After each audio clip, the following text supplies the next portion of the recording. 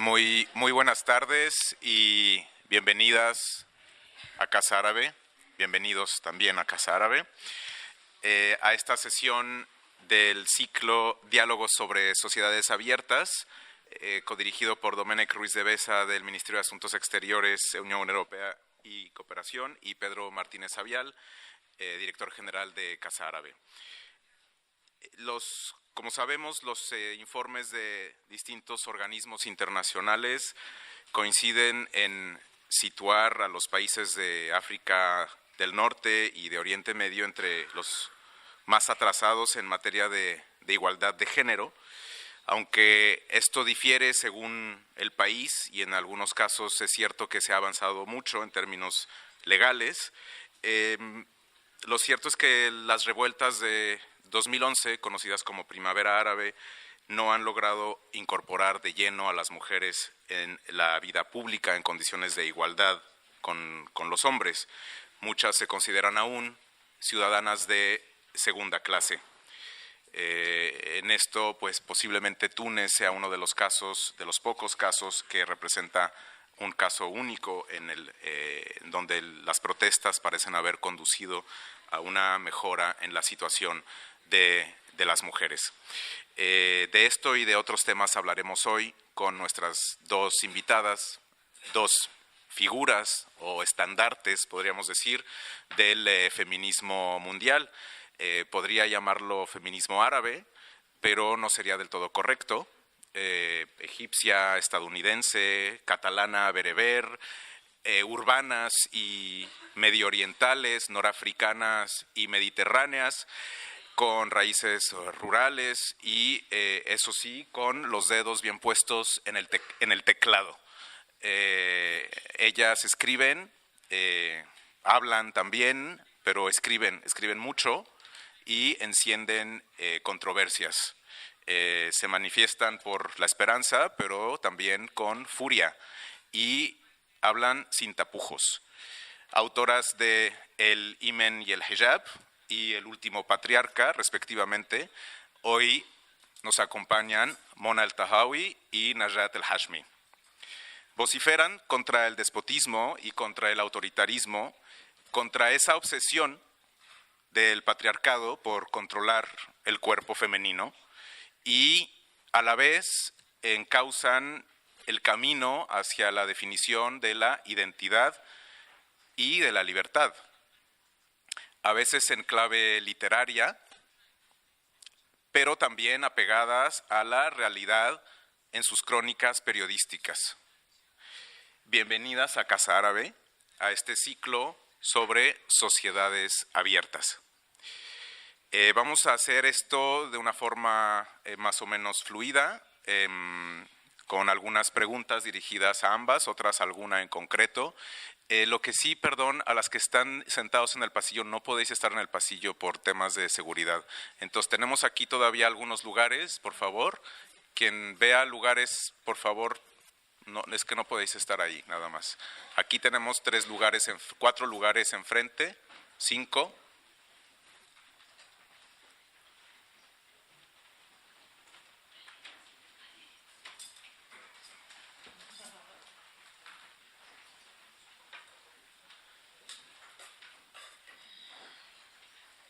Aquí hay uno, aquí hay 2 lugares, ¿vale?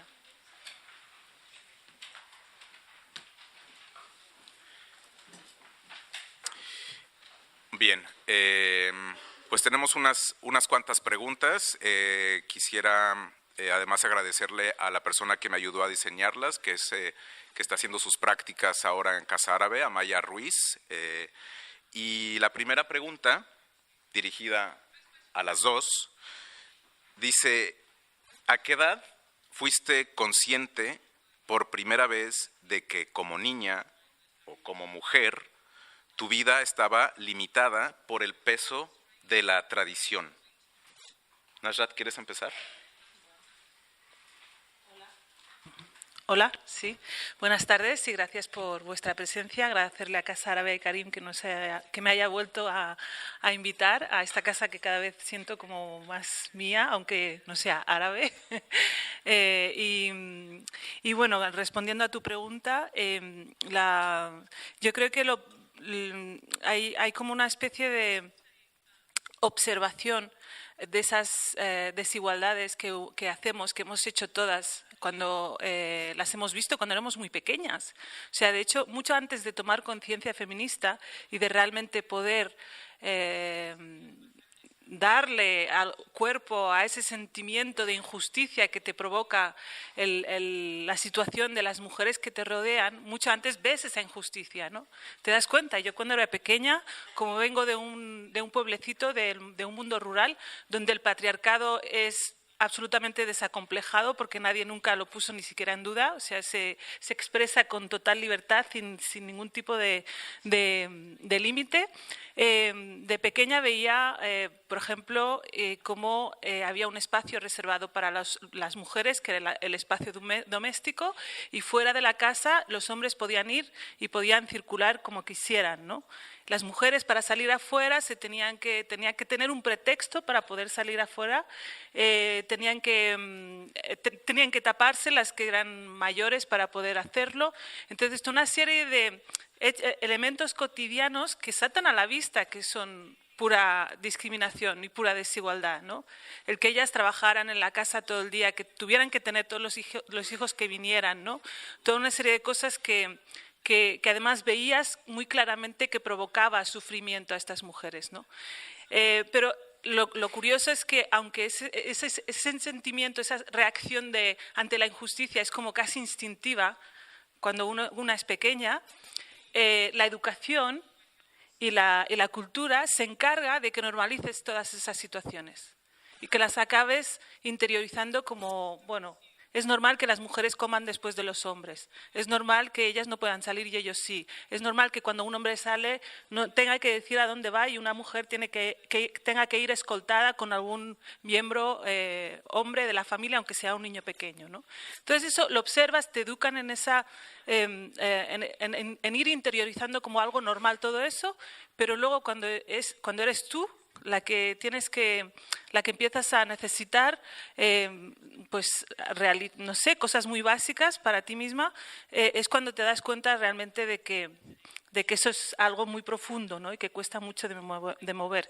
Yo creo que como soy la hija de 6 hermanos, de los cuales 4 son chicos, no tardé nada en darme cuenta de que realmente había, porque ellos no tenían que hacer nada, ningún trabajo de la casa. Yo tenía que aprender a ser una buena ama de casa y a cocinar y etcétera.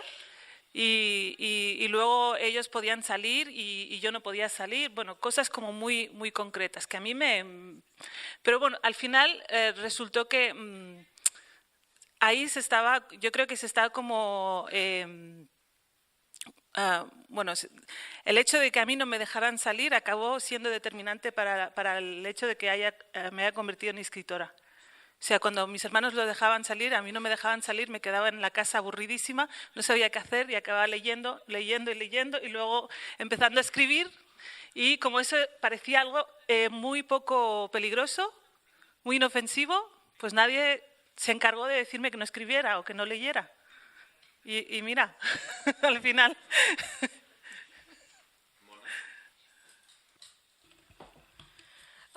Good evening, everyone. Buenas tardes a todos. Yo quisiera empezar como empiezo siempre todos los eventos cuando empiezo un evento, con mi declaración de fe a la que le den al patriarcado.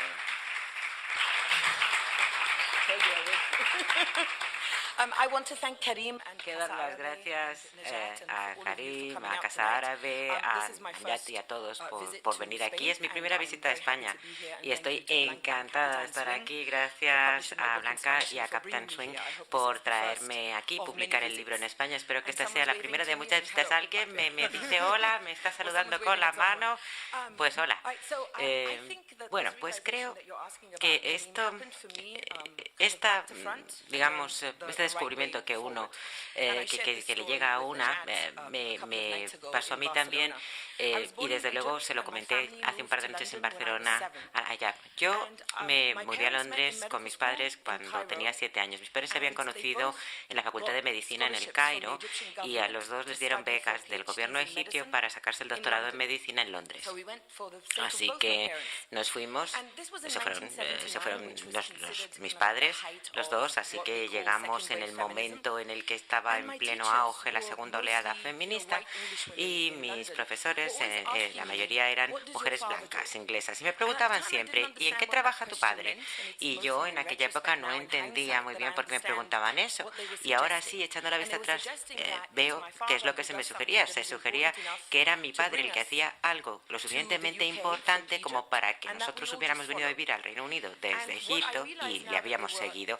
Y me voy dando cuenta ahora de que eso es lo que sugerían, lo que daban a entender y lo que preguntaban, lo preguntaban porque según mi tradición, normalmente mi madre no tenía nada que ver con haberse traído a la familia a Londres. Y estas eran mujeres, profesores o profesoras, que no esperaban que mi madre trabajase fuera de casa, igual que trabajaban ellas fuera de casa. Es decir, hasta qué punto se espera poco de las mujeres musulmanas y de las mujeres egipcias en concreto. Ellas ya pensaban que mi madre y nosotros, los hijos, pues nada, veníamos siguiendo a mi padre. Y yo, en aquella época, como muy orgullosa y sin entender mucho de esta dinámica, porque de eso de que todo el mundo pensaba, bueno, ella es una musulmana, solo sigue a su marido, y yo decía, mis padres son médicos y hemos venido a Londres porque los dos están aquí para sacarse el doctorado, decía yo muy orgullosa. Yo tenía 7 años. Y claro, a ver, me he dado cuenta de todo esto ahora, mirando a la vista atrás, porque yo con 7 años algo me enteraba, pero no tenía evidentemente la profundidad como para saber exactamente qué estaba ocurriendo. Luego, viendo las cosas ya más adelante, ya cuando la vez en la que ya tenía yo plena conciencia de lo que pasaba, fue cuando volvimos al mundo árabe, cuando yo tenía 15 años. Las reglas a las que se veía se me veía sujeta yo, se veía sujeto mi hermano también, es decir, que mis padres no nos dejaban salir, ni irnos de copas, ni nada, pero a ninguno de los dos. Lo que pasa es que volvimos justo cuando los adolescentes se vuelven peligrosos. Y entonces, ¿dónde fuimos? Al peor sitio que puede ir una chica adolescente, a Arabia Saudí. Y entonces, bueno, pues claro, yo llegué y yo decía, Dios mío, no me lo puedo creer, no tiene nada que ver con nada de lo que yo he vivido hasta ahora. Yo vengo de una familia musulmana, este no es el Islam con el que yo me he criado. Mis padres se habían ido a vivir allí, a Arabia Saudí, porque habían conseguido trabajos en Jeddah, que es la ciudad liberal, entre comillas, de Arabia Saudí. Pero vamos, lo que es liberal en Arabia Saudí, en fin, ya se pueden imaginar. Y yo, me cogí una depresión tremenda. Para mí fue un auténtico trauma. Me daba la impresión de que yo como una chica, era como la encarnación personificada del pecado. Así me sentía yo, viviendo en Arabia Saudí. Y ya lo puse en mi libro, yo estaba... Y así que yo entré en el feminismo por trauma, por puro trauma. O sea, me traumaticé tanto que me hice feminista. Y entonces, eso, perdí la cabeza y al final me salvó el feminismo. Najat, hemos aquí presentado hace unos meses tu libro Madre de Leche y Miel, en el que es de alguna forma autobiográfico. Bueno, podríamos decir, hay una niña que llega a España a una edad temprana, y entonces la pregunta va un poco en ese sentido. ¿A ti qué fue lo que más te sorprendió en relación a cómo se comportaban las mujeres y las niñas cuando llegaste tú a España con 8 años? Bueno, es un recuerdo ya un poco antiguo, ¿no? Porque ya hace unos cuantos años que tenía 8 años, pero igual la primera impresión, la primera cosa que recuerdo que me chocó fue el hecho, o sea, la apariencia externa. O sea, me acuerdo exactamente de un día en el que estaba en una frutería y había una señora comprando con el pelo corto. Entonces no sabía si era un hombre o una mujer, porque nunca había visto una mujer con el pelo tan corto, ¿no? Y eran finales de los 80, o sea que la estética también era un poco chocante. Estaba de moda como unos jerseys muy anchos y unas faldas muy cortas. Entonces, imagínate el choque, ¿no? Era como, qué contradicción, ¿no? Además, en una ciudad muy fría como es Vic, con unas piernas todas, o sea, sin cubrir, no tienes frío, con el jersey enorme, ¿no? Bueno, cosas así. Y luego, supongo que una de las cosas que más no es que me chocara, pero que me influyó y que tuvo un papel, o sea, fue un elemento muy importante, fue el papel de las maestras. Ella hablaba de estas maestras que no veían, no esperaban de su madre más que ser la mujer que había traído el padre, pero yo me encontré con unas maestras que realmente habían tenido que luchar muchísimo ellas mismas por sus propios derechos, y creo que algunas de ellas, no todas, pero algunas de ellas en el colegio nos transmitieron, nos empezaron a transmitir ideas feministas, ¿no? Ideas como para mí eran como muy revolucionarias, pero me atraían muchísimo porque al mismo tiempo estaban dando cuerpo a un malestar que yo no podía comprender, ¿no? Describiéndome el porqué de ese sentimiento de injusticia del que os hablaba antes, de dónde venía, ¿no? Pero fue como, o sea, el camino fue, bueno, un poco de ir probando, porque me acuerdo que el primer día que una de las maestras nos dio una charla sobre feminismo, yo llegué a casa y le dije a mi madre que quería implementar también eso en casa, que ya estaba bien, de que los chicos no hicieran nada y yo tuviera que hacer todas las tareas de casa, pero también me acuerdo que una de las cosas que le dije fue, tienes que trabajar, ¿no? Porque ahí el ser una mujer realmente liberada iba ligado al hecho de ser una mujer trabajadora, pero trabajadora cobrando, ¿no? Que es algo que en ese momento no vi, pero yo le decía a mi madre, tú tienes que trabajar para ser realmente una mujer, pero una mujer que estaba despierta desde las 6 de la mañana hasta las 12 de la noche porque tenía 6 hijos y se pasaba todo el día sin parar. Yo le decía, tienes que salir a trabajar, ¿no? O sea, me refiero a que esa idea de que el único trabajo que realmente es válido es el trabajo que es remunerado fuera de casa, ¿no? Evidentemente, yo lo que veía en esas maestras era menos dependencia económica. Y eso es un elemento muy importante, ¿no? Pero no puedes decirle a una mujer que está trabajando muchísimo, que encima no sé cómo iba a tener que hacerlo, ¿no? Buscarse otro trabajo remunerado para no ser dependiente y para porque me quedó muy arraigado esa sensación de esa cuestión de la independencia a nivel económico, y fue como una obsesión siempre el poder conseguirla, ¿no?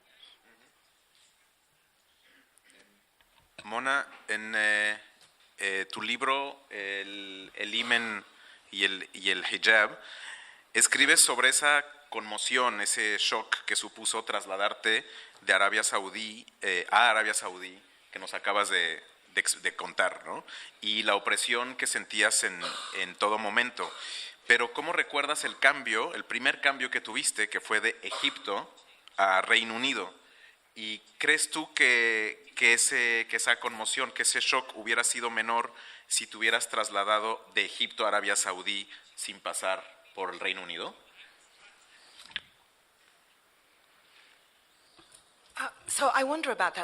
Pues sí, a veces me lo pregunto también. Porque, claro, culturalmente hablando y en temas de religión hay menos distancia entre Egipto y Arabia Saudí y el Reino Unido y Arabia Saudí, pero al mismo tiempo hay una gran brecha entre Egipto y Arabia Saudí. La razón por la que yo cuento lo de esta brecha cultural y esa conmoción cultural cuando fuimos a Arabia Saudí es porque me di cuenta de que había muchos islams, que no había solo un islam, y yo había crecido con un islam muy distinto al que se estaba propagando en Arabia Saudí.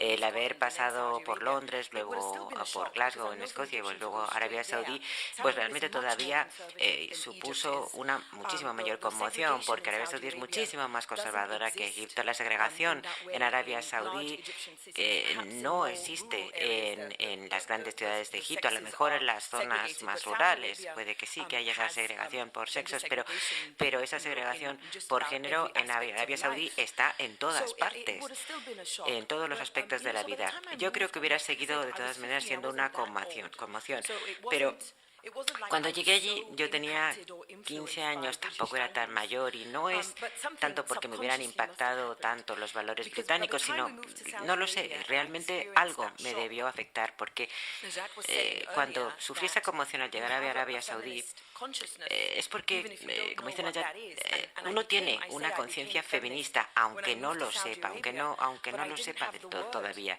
Yo era feminista, pero no lo sabía, no tenía una palabra, un término, y yo descubrí cuando ya estaba, y eso es curioso porque fue en Arabia Saudí, cuando estaba en Arabia Saudí, en la biblioteca, de repente, yo no sé por dónde me encontré unos libros sobre feminismo, no sé quién lo haría, algo así como una bibliotecaria tipo Ángel de la Guarda o algo así, alguien se los dejó allí porque no hay nada similar en Jeddah, pero de repente en la biblioteca, el hecho de que esos libros estuvieran en las estanterías, es casi un milagro. Pero bueno, yo empecé a leer ahí y me di cuenta de que lo que yo era feminista. Vi personas como Fátima Manisi, Sara Marawi, mujeres musulmanas como yo, que habían que compartían esas experiencias y vi cómo me había ese trauma que me había hecho realmente darme cuenta de que era feminista. Y la verdad es que estoy respondiendo un poco al revés de lo que me has preguntado. Yo te voy a decir lo siguiente: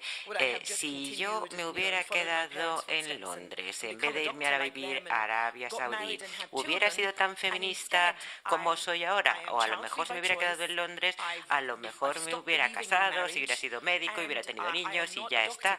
Y yo, bueno, pues al final, por ir a Arabia Saudí, pues está claro que no soy médico y está claro que soy una feminista militante convencida, pero precisamente, aunque por curioso que parezca, pues aunque ellos no quieran asumir el mérito, es por su culpa que yo lo soy. Arabia Saudita, aunque nunca hayas vivido en Arabia Saudita y aunque, bueno, es peor haber vivido, por supuesto, pero te persigue más allá del país en sí mismo, porque yo recuerdo que cuando hacía pocos años que estábamos en Cataluña, de repente apareció, sin que nosotros nos diéramos cuenta y sin que supiéramos de dónde venía, una corriente que venía segurísimo de Arabia Saudí, que era una corriente mucho más fundamentalista y que de repente también nos decía lo mismo, ¿no? El Islam que vosotros estáis practicando, os podéis imaginar que el Islam marroquí, y además en el Rif, que es como, y además las mujeres que no habían entrado nunca en una mezquita, era un Islam muy poco ortodoxo, ¿no?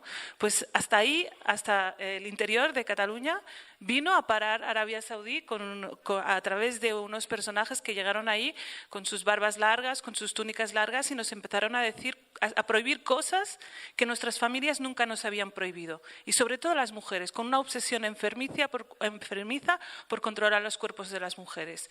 Empezaron a decirnos que teníamos que taparnos mucho antes de lo que nuestras familias nos decían. En el Rif, la costumbre, en el pueblo de donde yo venía, la costumbre era que el pañuelo, por ejemplo, se lo ponían las mujeres casadas en señal de que son mujeres casadas, pero además de una forma muy laxa, ¿no? Yo digo que ahora estamos en la era del imperdible, porque si no te lo pones el pañuelo con el imperdible, no vale, ¿no? Y estos señores que vinieron empezaron a decirnos que tenía que ser un pañuelo de colores neutros, muy ajustado, que no se escapara ni un pelo. Se empezaron a establecer unas normas enormemente estrictas que nuestras familias no nos habían transmitido. Yo la primera vez que me hicieron sentir esa sensación de ser el cuerpo del pecado fue cuando al ir al oratorio de la ciudad, a las clases de Corán de los sábados,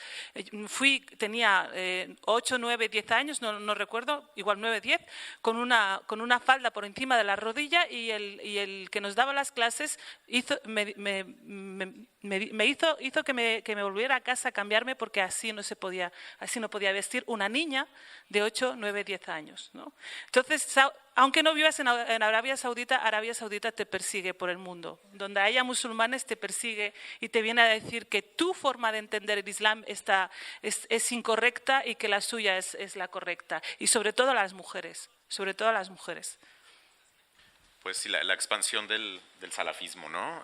O del wahabismo, que es algo que hemos visto en los últimos 20 o 30 años por toda la región.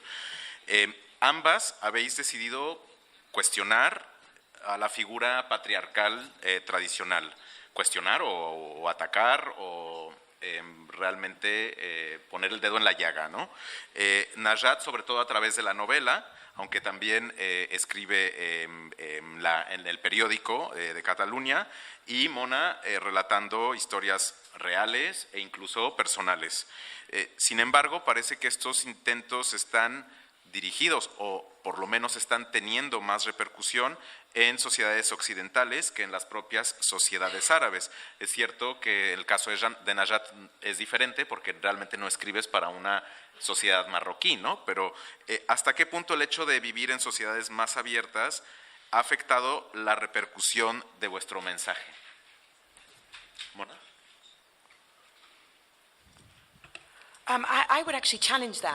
Pues yo esto lo pondría en tela de juicio, porque yo creo que lo que yo escribo sí que se lee en Egipto y se lee por toda la región. Hace muchos años yo escribía en árabe una columna semanal para un periódico saudí y la verdad es que me quedé alucinada cuando me pidieron por primera vez que escribiera para ellos. Les dije, pero ¿saben de qué escribo? ¿Saben quién soy? Y dijeron, sí. Y lo traducimos para el Washington Post y esto, bueno, fue 2 años y luego 2 años después me prohibieron, claro. Sí, es que hace mucho tiempo. Bueno, o sea, y durante 2 años pues hice todo lo del lavado de cerebro que pude a partir de mi columna. Y bueno, pues me conocieron en la región por esa columna y a pesar de mi intensa oposición a esa monarquía hereditaria absolutista de Arabia Saudí, sí que conseguí escribir esa columna y conseguí llegar a un público en árabe. Y eso me duró 2 años. Y desde entonces, y gracias sobre todo a las redes sociales, la gente de la región sí que lee lo que escribo y me escriben ellos a mí.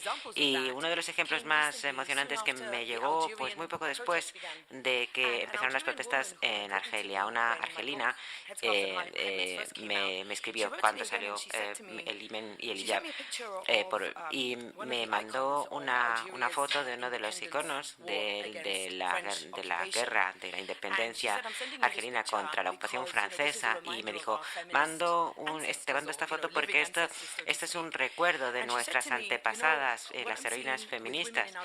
Y lo que vemos ahora con las mujeres en Argelia, me decía, me recuerda mucho a lo que tú escribías en tu libro. Me decía que una vez en mi clase en la universidad había llevado mi libro a clase y le dije, tenemos que hablar de este libro, tenemos que hablar de la importancia del feminismo en nuestra parte del mundo y cómo nuestra revolución le falta feminismo.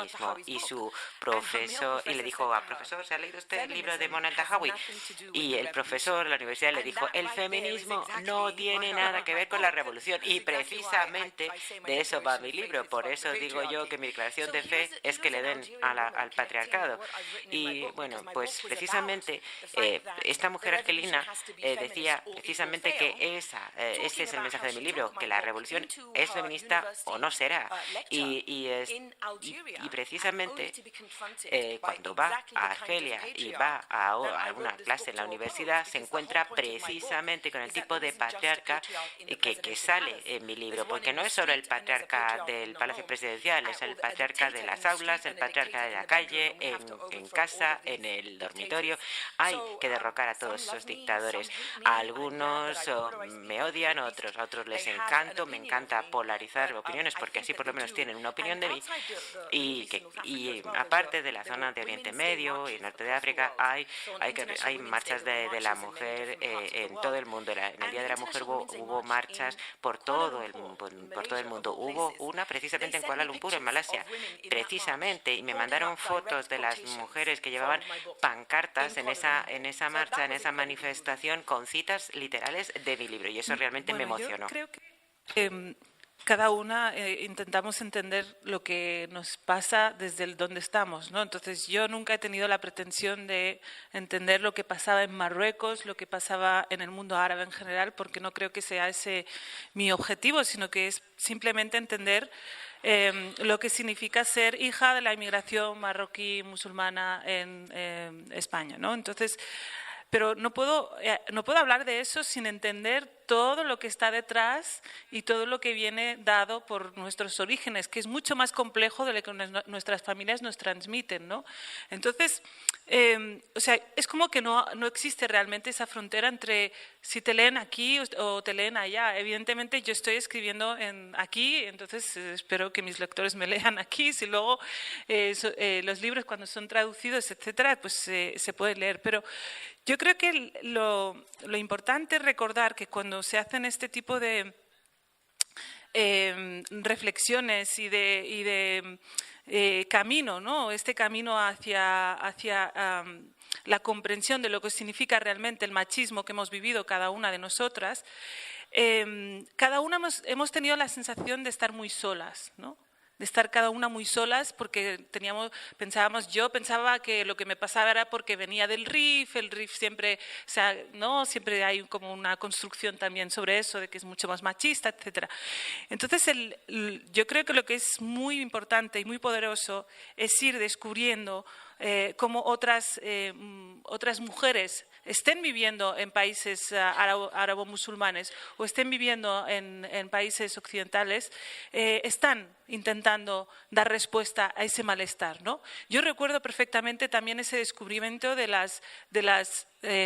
feministas como Fátima Mernissi, ¿no? o como Nawal Saadawi, o sea, recuerdo la sensación de decir, esto también existe en el lugar del que yo vengo, porque el problema un poco, cuando estás en migración, el problema que se añade es que hay una especie de chantaje de pertenencia, en el momento en el que empiezas a denunciar las injusticias que tú estás viviendo como mujer, te empiezan a decir que eso es un valor solamente occidental y que, por lo tanto, si tú lo abrazas, estás convirtiéndote en la de los otros.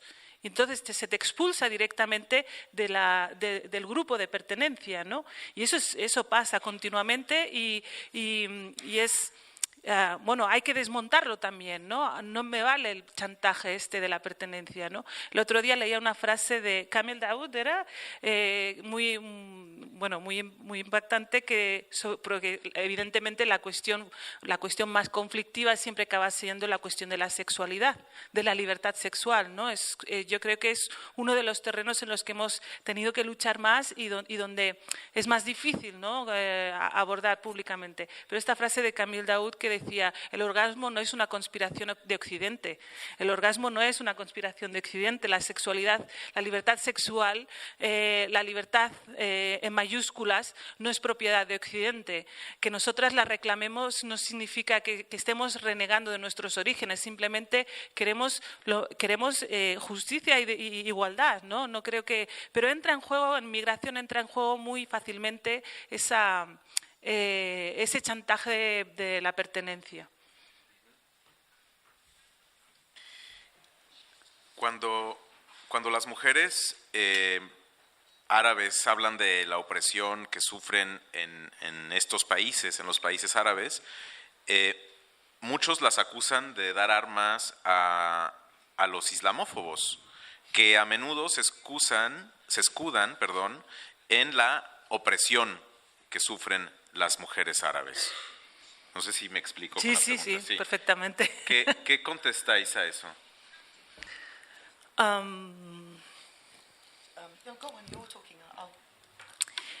Bueno, yo como ya he sido acusada de islamófoba ya varias veces, entonces supongo que ya estoy en el bando de los islamófobos, ¿no? Contesto a eso que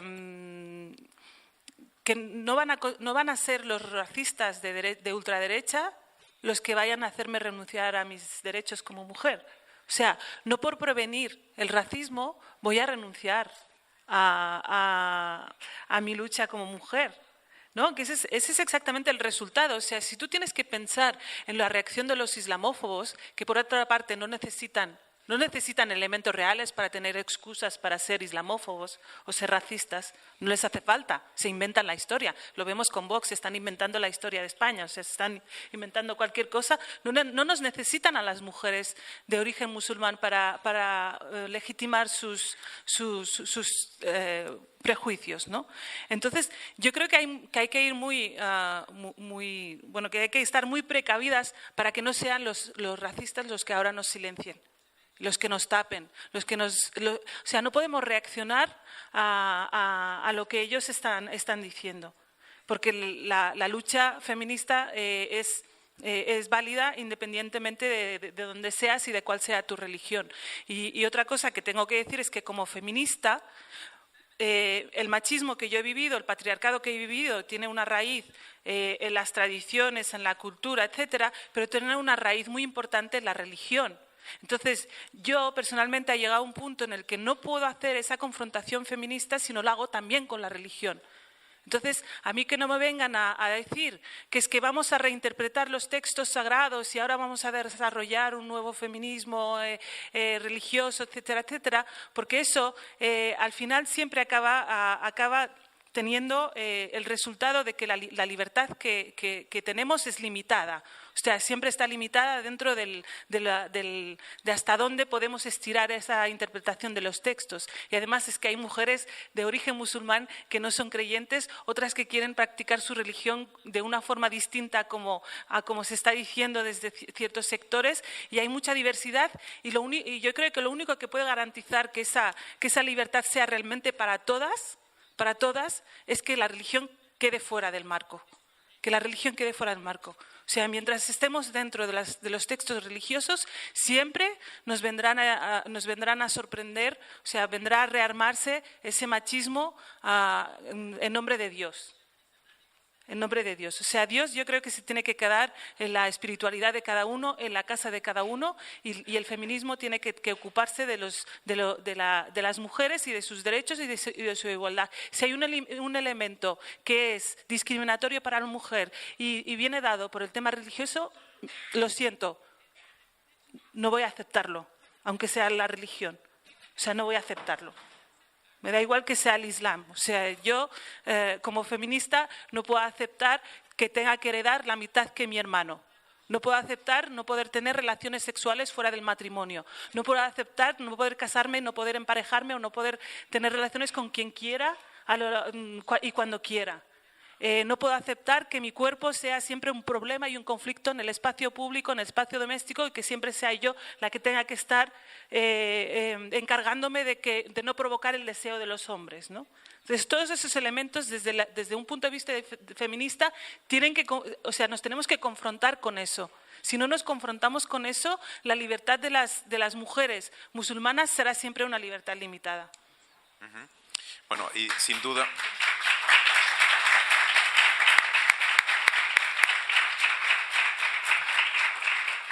Gracias. Yes.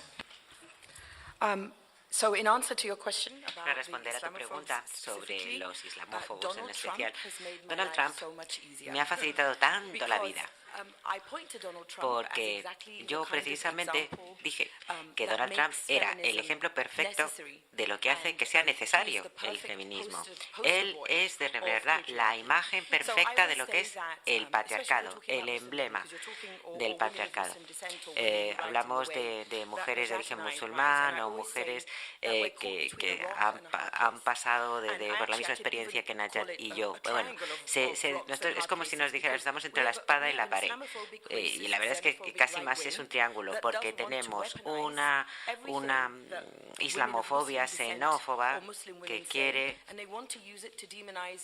demonizar al Islam en general y a los musulmanes en general, utilizando a las mujeres musulmanas. Luego tenemos lo que se llama la comunidad musulmana. ¿Pero quién habla en nombre de esa comunidad? Normalmente son los hombres, y estos precisamente quieren silenciar a las mujeres que están reivindicando que existe misoginia, y lo dicen, y dicen que lo que tenemos que hacer es que nos callemos para no darle armas a los islamófobos, y practican, y luego tenemos los que practican el relativismo cultural, y que están tan ansiosos por demostrar que no son ni racistas ni islamófobos como los de ultraderecha, pues cogen y dicen, bueno, si nosotros estamos muy de acuerdo, no me acuerdo con quiénes, con los conservadores de nuestra comunidad, así que ¿dónde nos dejan a nosotros? Nos dejan a nosotros en los que vemos que, por ejemplo, alguien de izquierdas que dice que defiende al Islam de mí, una mujer que estoy hablando de precisamente lo que nos... Y yo, ¿qué digo? Pues que te den y que te den, le digo a los tres frentes, porque ninguno de ellos les importa a las mujeres, a cada uno de ellos les importa lo que piensa el otro, le importa lo que hacen los otros, estos los de más allá y así sucesivamente. Y es algo así como si las mujeres estuviéramos en el triángulo de las Bermudas, ¿sabéis? Lo del triángulo de las Bermudas, ¿no? Que te metes dentro y desapareces para siempre. Bueno, pues triángulo de las Bermudas de racistas, los de izquierdas, bien pensantes y la comunidad musulmana. Y todos estos lados dicen que les preocupo yo, que yo les importo y están queriendo utilizar mi cuerpo como un campo de batalla por delegación. Y dicen, bueno, y por eso yo hablo de el himen y el hijab. Y entra en escena Donald Trump. Tenemos a estos tropecientos millones, 60 millones de americanos que han votado por este homófobo, transfobo, misógino, patriarca, todos los fobos que os podáis imaginar, por esta gentuza que demuestra un poco toda la podredumbre que hay en la política estadounidense. Y a mí esto me resulta dolorosísimo. Y sobre todo cuando un americano que ha votado por Trump dice, ay, las pobres musulmanas, ¿por qué están tan oprimidas? ¿Por qué aguantan la misoginia? ¿Por qué aguantan lo que dicen los hombres en sus vidas? Y yo le digo, mira, esto es lo que yo hago con mi vida y tratando de hacer saltar todo esto por los aires. Y la mayoría de las mujeres blancas en Estados Unidos, sabiendo que a Donald Trump le han acusado de acoso sexual al menos 12 mujeres, siendo que es misógino, homófobo, etcétera, aún así le han votado. Y entonces les digo, vamos a ver, mujeres americanas blancas, ¿qué os pasa? ¿Pero qué os pasa? ¿Por qué aceptáis la misoginia? ¿Qué habéis hecho? ¿Os han dicho vuestros maridos que votéis por Trump? Y yo, claro, de repente yo quisiera que esa conversación salga a la luz, porque el patriarcado es universal, el patriarcado no es solo un problema mío, y mi objetivo es destruir el patriarcado esté donde esté.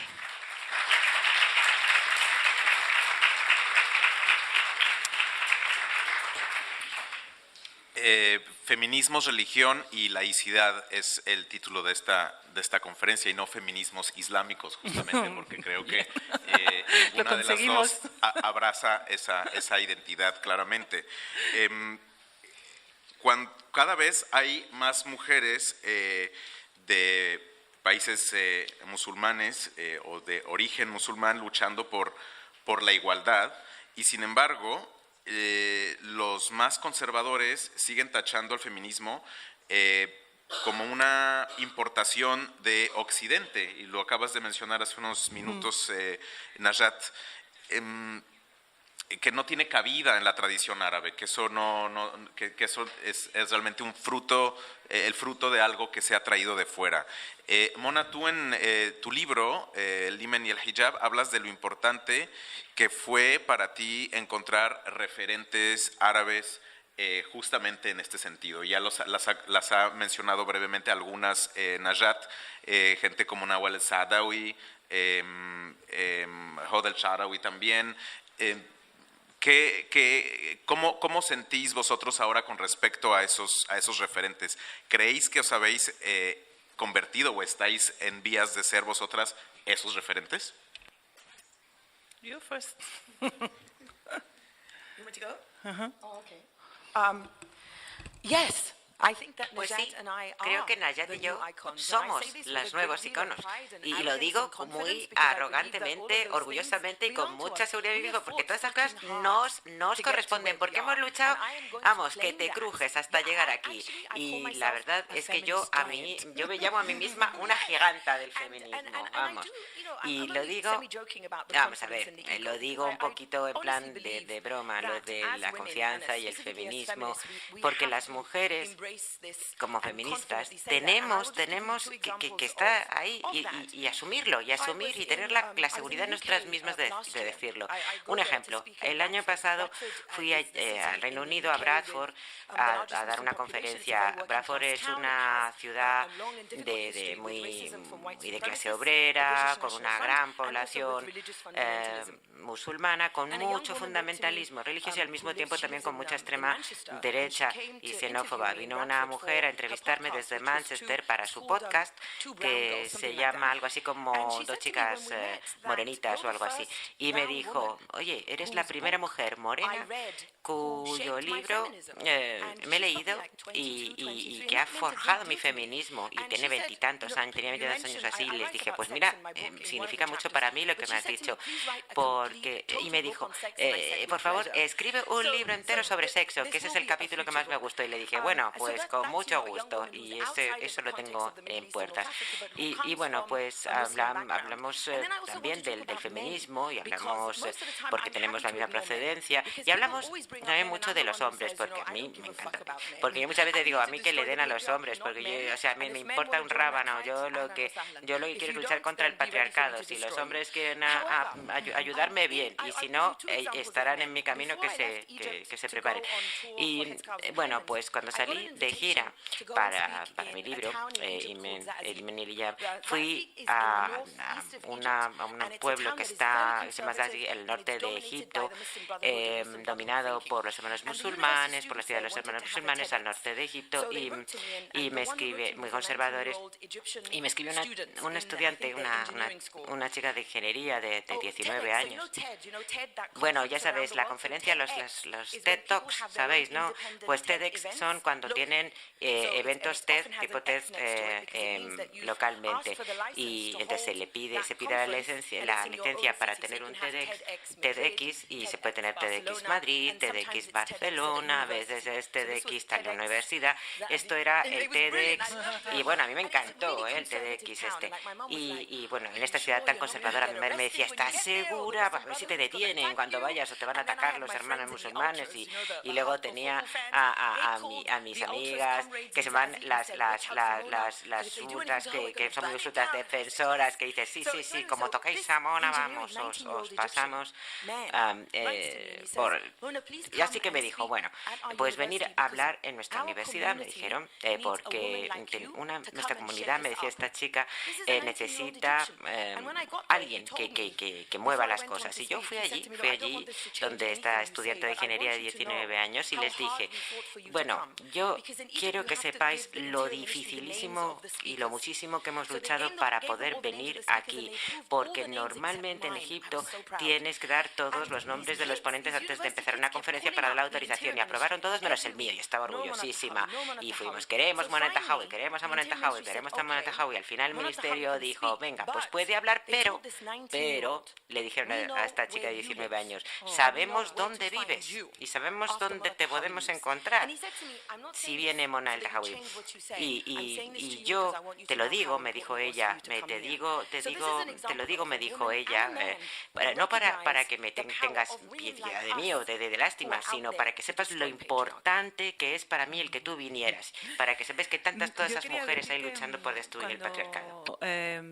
Leí a autoras feministas, realmente nunca hice una separación entre las que venían del mundo árabe-musulmán y del mundo occidental, ¿no? Esa es una división que, cuando yo estaba reflexionando sobre mí misma como mujer dentro del contexto en el que estaba viviendo, nunca pensé que era una división realmente, porque es cierto que fue muy importante encontrar voces también de marroquíes, egipcias, del mundo musulmán, pero la aportación de las feministas occidentales a mí me sirvió muchísimo de atajo también, porque hay muchas cuestiones sobre las que hablaron antes o mientras, y que te permiten, o sea, nunca...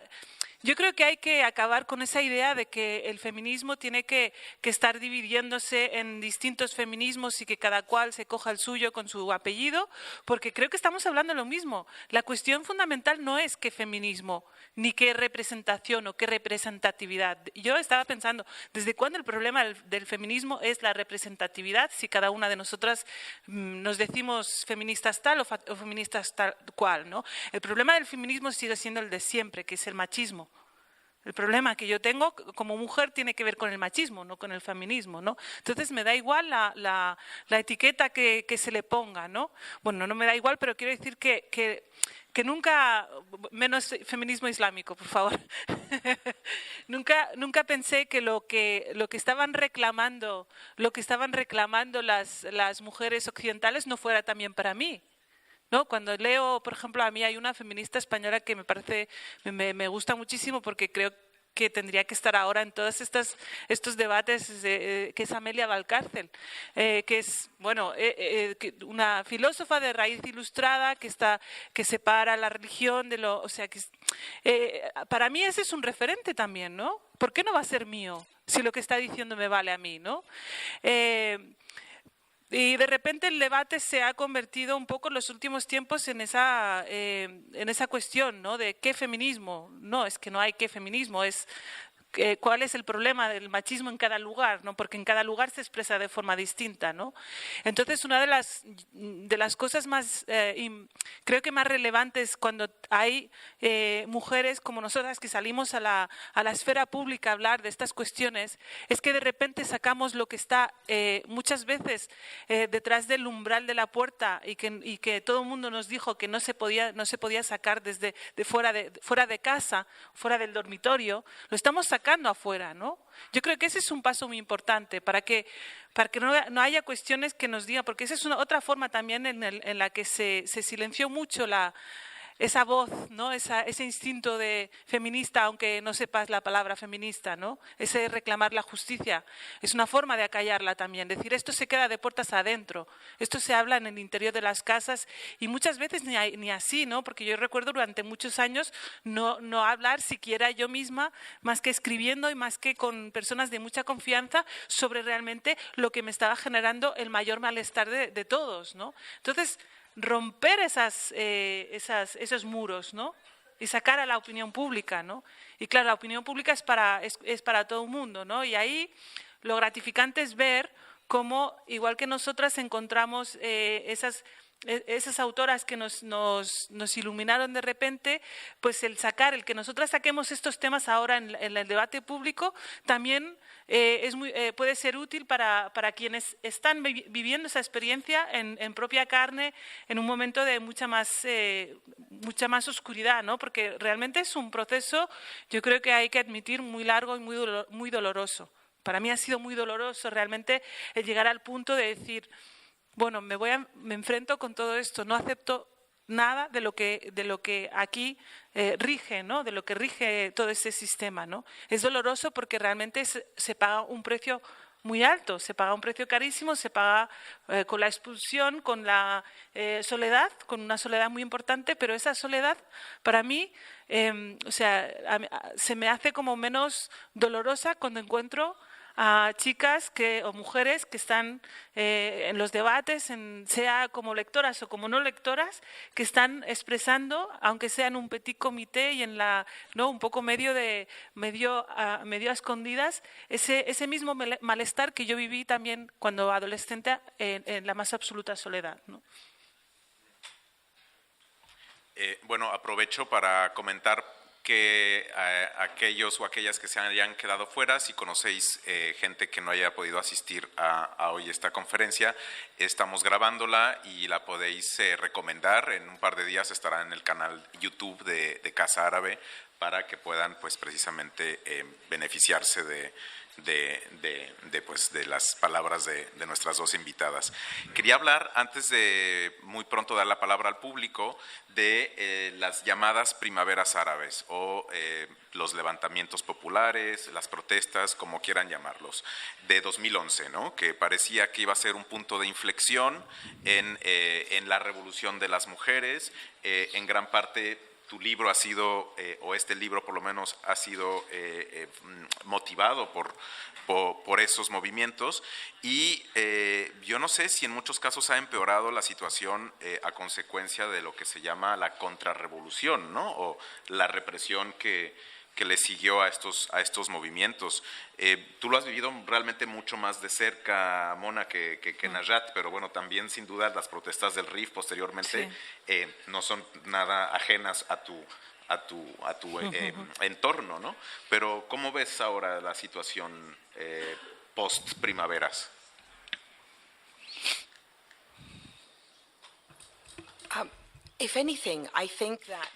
Pues debido a las revoluciones de tantos países como Egipto y otros, por supuesto la situación de Siria merecería otro panel por ella sola. No voy a entrar en ello porque es muchísimo más complejo y muchísimo más trágico, como una religión maravillosa y no violenta ha sido cooptada por tantos bandos. Pero bueno, voy a hablar de Egipto.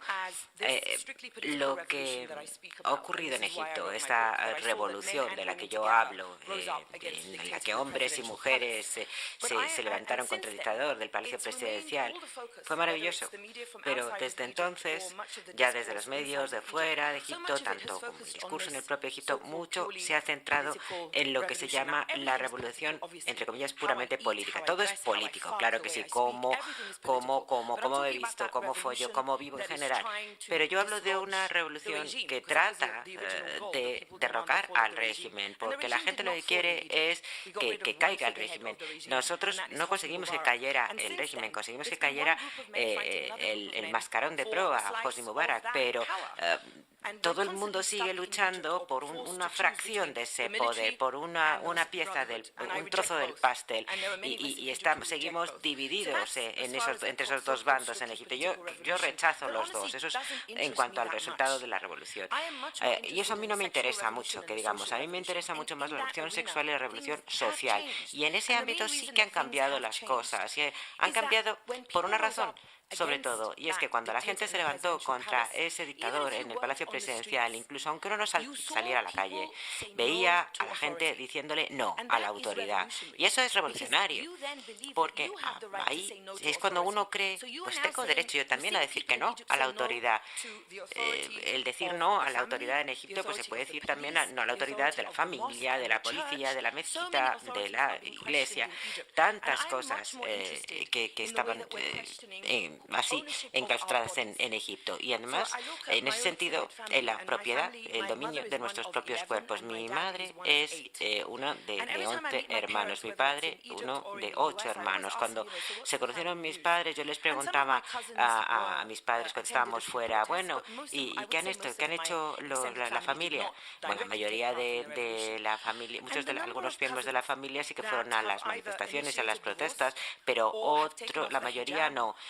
Pero algunas primas se habían marchado directamente de Egipto, algunas se quitaron el hijab, una se quitó el hijab, se puso un piercing, se fue a vivir a Berlín y dijo, ala, que os den a todos. Y eso es precisamente lo que ha causado la revolución. Esta prima mía que de repente deja todo eso, se va ella a Berlín, a este lugar. Ahora hay tantos egipcios que viven en Berlín, tantas egipcias que están exiliados y que se han exiliado, pero se han exiliado de todas esas autoridades. Pues esos son resultados de la revolución. Estamos hablando de una generación de mujeres que una se ha divorciado, otra que ha decidido, yo voy a ser madre soltera y voy a hacer que funcione.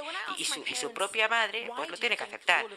¿Y por qué está ocurriendo todo esto? Cuando les pregunto, me dicen, por la revolución, me dicen mis primas. Y eso para mí es una revolución. Cuando uno vuelve a casa y coge y se rebela contra el dictador en el dormitorio, contra el dictador en la calle, y todavía más crítico para esa revolución, para mí, porque precisamente por eso Oriente Medio en la revolución sexual es el ser propietarias de nuestro propio, las dueñas de nuestro propio cuerpo, porque precisamente ha habido unos ataques contra la comunidad LGBTI en Egipto, precisamente porque había banderas de arcoíris por el concierto del grupo Masria Laila, al que asistieron 35.000 personas, y precisamente el cantante, el líder del grupo, es abiertamente homosexual, abiertamente gay.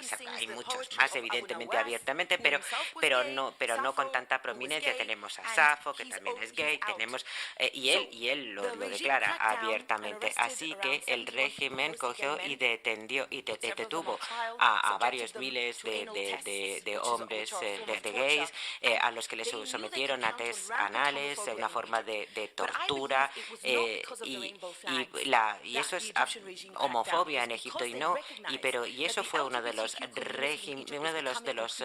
elementos que desencadenó la revolución, porque la comunidad LGTBQ cada vez es más visible en Egipto, porque cada vez somos más visibles en cuanto a que somos dueños de nuestros cuerpos y de nuestras sexualidades. Y se utiliza el Islam como un término paraguas para poder luchar contra el desenfreno sexual y demás, pero son nociones del patriarcado, es conservadurismo, y se habla de que estamos luchando, se está luchando contra el libertinaje. No, todos los dictadores hay que luchar contra ellos, contra el dictador en el dormitorio, porque todos los dictadores están en el dormitorio.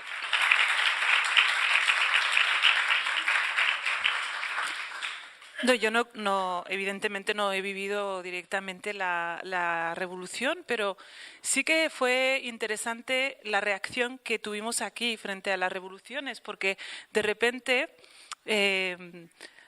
acostumbrados a esa visión tan estereotipada sobre lo que es el mundo árabe musulmán, donde todo el mundo es que la palabra que se usa, ¿no?, de sumiso, ¿no? Cuando alguien dice sumiso, la mujer es sumisa, no está calificando al opresor, sino que está calificando a la actitud de la mujer frente a la opresión, ¿no? O sea, nadie le preguntó si realmente estaba de acuerdo con esa opresión o no, pero ya le hemos etiquetado con la palabra sumisa, ¿no? Y bueno, acostumbrados a esa visión, ¿no?, tan común de lo árabe musulmán como una realidad donde nunca ocurre nada, donde la gente está muy conformada con sus regímenes, ¿no?, con las dictaduras, etcétera. De repente, las primaveras árabes, la revolución, abrieron como los medios en canal y ofrecieron una visión muy distinta, ¿no? Y de repente apareció lo que siempre existió, pero que de repente irrumpió en los medios, ¿no?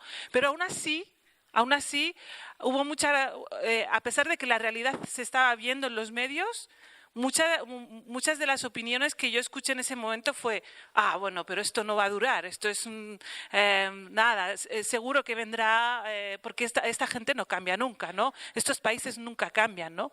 Y es algo muy habitual, ¿no? Esa visión en la que se niega, no desde los dictadores, no son los dictadores los que niegan la existencia de esos movimientos reivindicativos, muchas veces de izquierdas, feministas. Hemos visto como aquí, o sea, para alimentar ese estereotipo se niega la realidad de las mujeres feministas en el mundo árabe, el movimiento LGTBI en el mundo árabe, la revolución, o sea, estamos más dispuestos a negar que eso exista que no a asumir que realmente el problema es que la opresión es tan dura que no se llega más, ¿no? Yo lo comparo, por ejemplo, con Marruecos, ¿no? Como hubo durante décadas un movimiento de izquierdas muy importante, laicista, que además fue salvajemente reprimido. Y aquí nadie sabe nada de todo eso, nadie nunca habla de esas mujeres que fueron a prisión, que fueron torturadas, que están ahí, que siguen vivas y que siguen defendiendo sus principios, ¿no? Porque lo único que se ve es la imagen que tú dabas, cómo es ser una mujer musulmana en el mundo musulmán, ¿no? Pero no hay, o sea, no, es muy sorprendente realmente, ¿no? O sea, que incluso desde la izquierda aquí no se recoja la existencia de toda esa realidad, ¿no? Como que no nos va bien para el estereotipo que tenemos ya montado, ¿no? No lo vayamos a cambiar, ¿no?